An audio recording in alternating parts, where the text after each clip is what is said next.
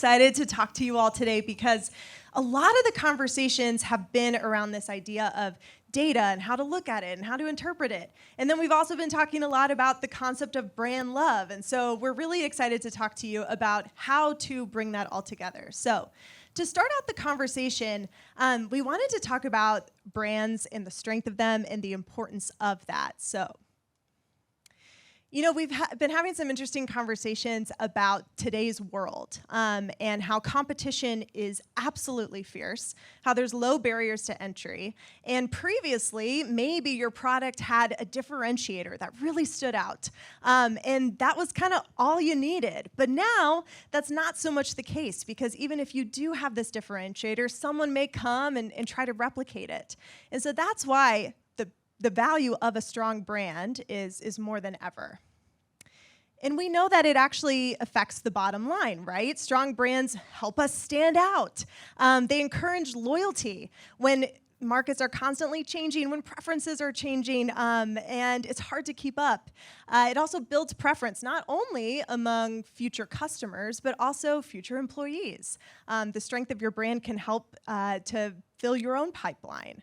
And then it also gives organizations this nice air cover to be more innovative, try new things when they're building off the foundation of a strong brand. And I do feel like I'm kind of preaching to the choir, right? Like, we all know that strong brands are important. And you know what? Also, they can be worth billions.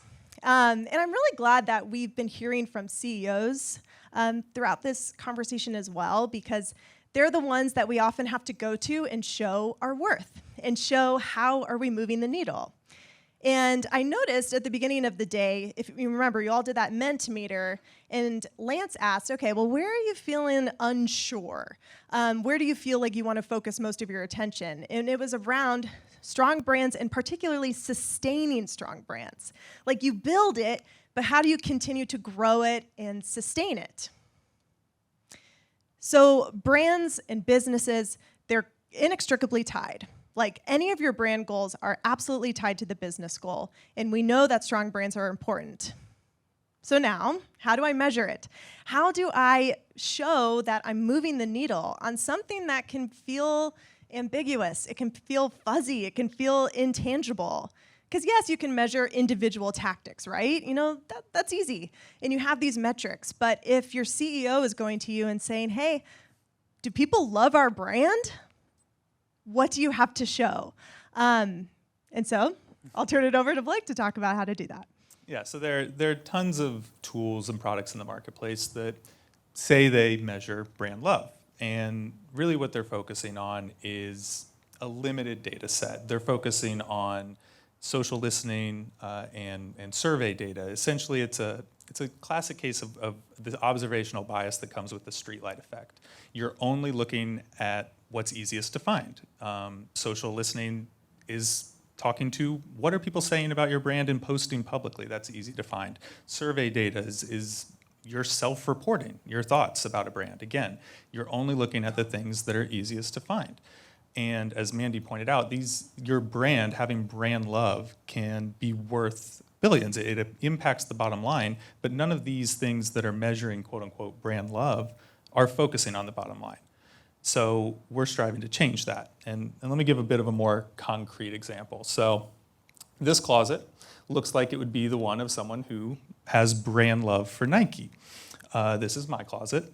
I'm actually wearing a pair of those shoes right now. And I would say I love Nike. If I was answering a survey about my opinions about sneakers, Nike would be my preferred brand. I would report that I find it to be fashionable and high quality and comfortable and prefer it to its competitors. But if you look a little closer at those shoes, you'll notice a lot of scuffs. I haven't bought a pair of Nikes or really any Nike product in at least 5 years. So I would say I love Nike. I own a lot of Nike. I have not had an impact on Nike's bottom line in years. So that report doesn't really tell you anything about how brand love is impacting the bottom line. So again, it's this streetlight effect. It's focusing on only what is easy to find. And we're really proud to announce that we're changing that.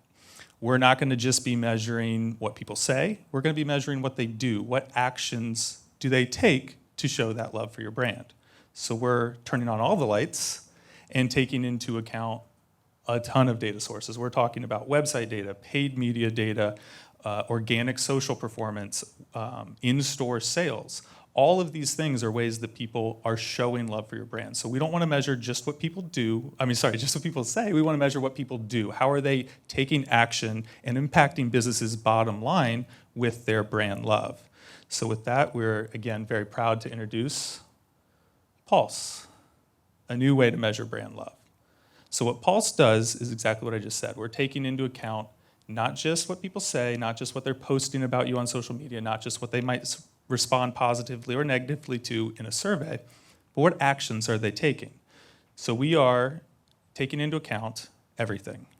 We are taking into account over 80 different individual metrics across a ton of disparate data sources, from your website data, your retail sales. We are taking into account social listening and survey data, because that is an important piece of the puzzle, but it is only a piece. We're measuring all of it. We're taking into account email, paid media data, owned social data. Every different action that a consumer can take to show love for your brand should be measured and should be a part of how you think about brand love. And that's what Pulse does. So we're taking all of these data sources into account. We are distilling them down and identifying, through our data science team is identifying the most important components of those metrics, and then through a proprietary scoring methodology, developing a total brand love score on a 100-point scale that tells you, here is, across all of these data sources, how you're performing in brand love. And while that's valuable, what's even more valuable is that it's not just a score. It's not just one number. It also takes into account 4 different components of brand love. So there's the attraction score. The people are becoming aware of your brand. They have some sort of positive association with your brand. And then the affection score, so maybe they're engaging with your brand on some deeper level. Passion score, so then they're deeply engaged with your brand. Maybe they're submitting a lead, maybe they're buying your product. And then commitment score, they're a loyal brand loyalist. They're dedicated to your brand and really only thinking about you in that particular marketplace. So not only will you get an overall score of how is my brand love score, but what do you do with that? You also are going to get your different component scores, so you can see, where are you falling short?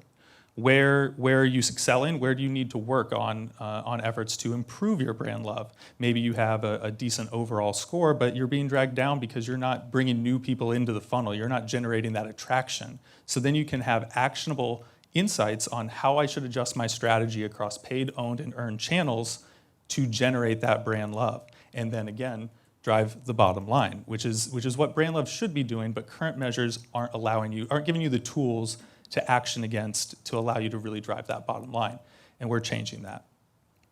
So, told you I wouldn't be too long. We believe fiercely that love is more than an emotion. It's also an action, and we're very committed to measuring it as such. So, with a partnership with the Ohio State Fisher College of Business, we are opening beta testing for Pulse. If you want to be part of what we're calling the future of measuring brand love, visit pulse.theshipyard.com to learn more, or sign up for beta, or click on the QR code there to get involved. We're incredibly excited and hope you guys all want to learn more.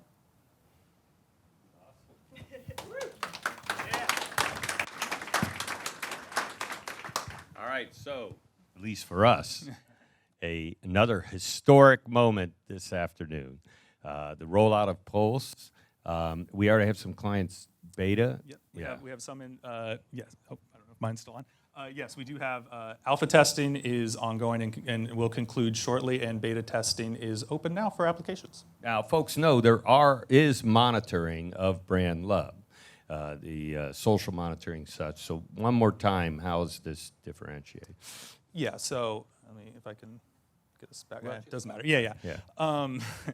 So it is taking into account what people say, because that's important, but it's more than that. It's taking into account bottom line data about actions they take. Are they engaging with your website? Are they viewing certain key pages? Are they spending a long time with your content? Are they making purchases? The current measures out there look at brand love as one thing and your bottom line is something else, and they're related in that ecosystem, but they're not intertwined. We are looking at them as one holistic approach. We have a holistic measure that takes into account, again, all the different ways that you can show your brand love, which includes and is critically important to include the bottom line business results. Are they making purchases? Are they submitting leads? Is there a real bottom line impact on the business? So it takes everything into account. Excellent. Any other questions?